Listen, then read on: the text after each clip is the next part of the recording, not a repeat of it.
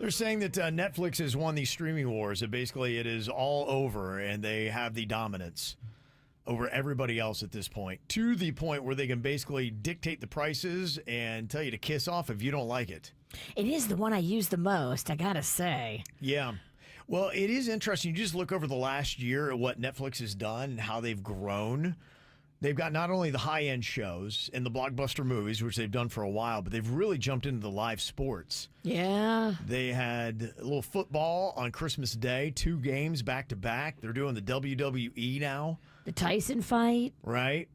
Got a little reality TV going on, and they're even doing video games on the platform. And Video games. Yeah, that's not my world. But Don't tell my kid this.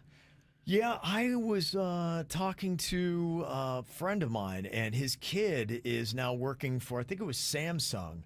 And Denny's was telling me this too, that a lot of different makers now, like TVs, like Samsung, they're trying to do their own video game division. Huh. Because you think about it, you can play the video games right on the smart TVs, and you don't need any console.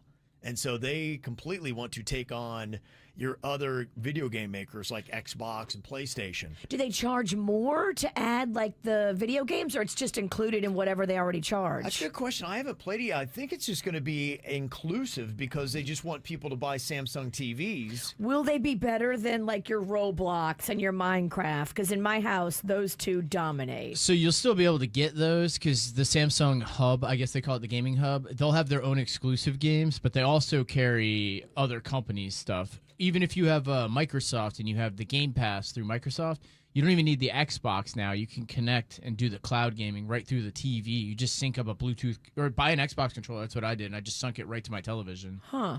Yeah. And you can even just buy individual games as well. These kids will never leave the house. I think they're just putting it all in one spot now. They go, people don't want to buy consoles, just let's put it all in the television. The television will just be the one-stop shop. So a lot of these companies now are trying to have exclusive games to entice people to come to their television instead of other ones. Have you played any of their exclusive games? They have a new one that just dropped on the Samsung. I haven't played that. I know Amazon is also has their own. Everybody's trying to get into it now. It's like kind of the mad rush everyone's doing now. So they're all trying to. I'm a Sony man, so I'm a PlayStation is just the one I always gravitate towards. Everyone has their own preferences. It's an odd concept anymore where these companies try to do absolutely everything. It is kind of a weird thing. They are trying to do everything. They're all just creating one app, one place that has everything. Movies, TV. But nobody stays in their lane. You're right. Amazon is going to do video games and everything else. Like then if they control everything, they can raise the prices, then you become dependent on them. Well, and if you're paying, here's the thing. I have a ton of DVDs just that I use for decoration now. But if all the services went out or they stopped doing it or they're like, oh, we're going to raise our prices and everyone disagrees, I have physical copies of stuff. I could watch all that stuff. But if you don't, you lose it all. Yeah. You could be paying $60 a month for 10 years and then they cut the service off. You don't own any of that stuff. You're just renting it. Most people don't have their DVDs. Let's say if it ever came to a situation like that where internet goes down or something happens, there's going to be zero entertainment. We're going to your house. There's nothing to do. Yeah. They say basically Netflix is trying to get you by the cojones because what they're doing, they want to be the one-stop shop for everything you want digital entertainment. So they're going to have it all. That is their ultimate plan. And then they're going to keep raising the price of what it's going to cost. Now, they'll have different tiers. In fact, I was kind of seeing that. I think it's their ad-free plan that actually gets them the most money. They make more money from users on their $7.99 ad-supported tier than from ad-free subscribers. Huh. And so they're nudging more people to accepting ads. Well, they're taking your $7.99 a month, and then they're getting all the revenue, the ad revenue from on top of it. The advertiser. So, they love that. So what they do is every time, which they just raised rates again, Netflix monitors whether users cancel when the prices increase, and that's how they adjust. But they said so far they keep pushing the price limits, and people are not balking based on the entertainment value they're getting. And so they keep pushing the prices higher and keep creating more content. And so that is their goal. So people right now do not know just how much your Netflix, if you wanted to do a Netflix premiere, how much one day that would cost you. The whole time I was recovering from surgery over Christmas break, all I did was stream Netflix shows. And I was never without a want. Everything I wanted was there. Caught up on old shows. I watched Bloodline. I watched Squid Game. I did it all. They do bring the heat. Yeah, they're one that we always keep, and then all the other ones we rotate. You know, we'll watch it until a series is done, and then my wife will cancel it, and then she'll open up another, account with one of the other ones. We'll watch those. But Netflix is the only one we ever keep consistently. Yeah, they do it best. Yeah. And they say another thing that Netflix is doing is they're embracing casual viewing. They're designing shows and films that can be half watched while multitasking.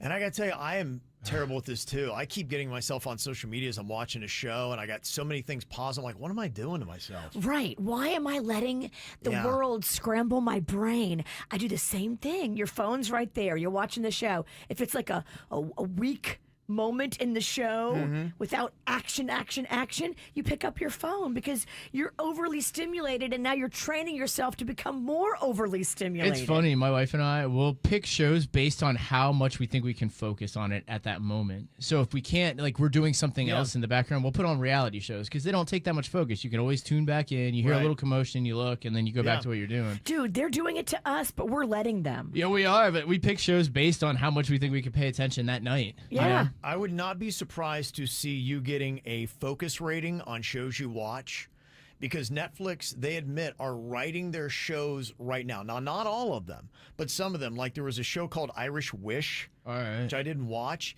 It was designed to be viewed while scrolling and doing other things. And you'll notice the characters always announce their actions. So if you're distracted, you can keep up. They'd be like, well, I'm walking into the market right now because I've got to get cake spread. That's hilarious. Yeah, and you'll be like, why did you just say that out loud? They're doing that for that viewer. What? Yes. Oh, my brain is breaking. That's how Kevin. they're actually watching it so that you can keep up with what is going on. We're getting dumber. I'm just telling you, this is not how our brains are set up to function at top peak performance. They're just adjusting to us. They're adjusting to us, and we're letting them control us, and it's not good for us. So they do have a faction of their shows that has purposefully simplified storytelling. Now, not all of it. In fact, that's why I think that they may come eventually out with a focus rating.